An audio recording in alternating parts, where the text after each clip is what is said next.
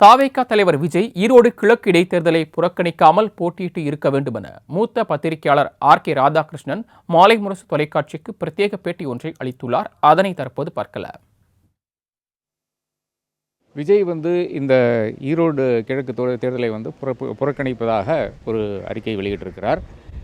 இந்த ஒரு தேர்தல் மாதிரி ஒரு அரிய வாய்ப்பு விஜயினுடைய கட்சிக்கு இனி சாத்தியக்கூறே கிடையாது.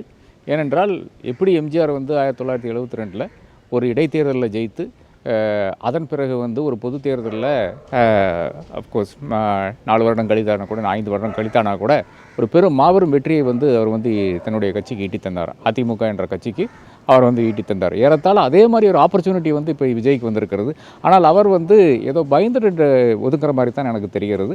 அது ஏன் பயந்து நழுவுகிறார் என்று பார்த்தீங்கன்னா, இன்று இருக்கின்ற சூழ்நிலையில் அங்கே தன்னுடைய கட்சிக்கு ஒரு 10,000 இல்லை என்றால் 20,000 ஓட்டு மட்டும்தான் வந்ததென்றால் அடுத்த முதலமைச்சராகவும் அந்த கனவு சாதிக்காது, இல்லை என்றால் பலிக்காது என்ற அந்த அடிப்படையில் அவர் முடிவெடுத்தார்.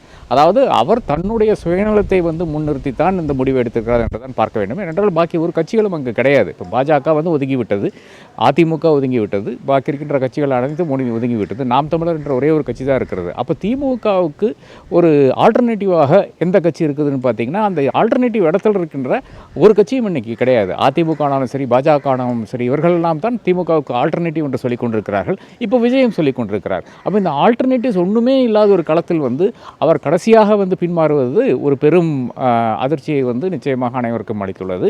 அப்போது ஒரு அரிய வாய்ப்பை இன்றைக்கி நழுவிட்டார் என்றதுதான் என்னுடைய ஒரு கருத்தாக இருக்கிறது.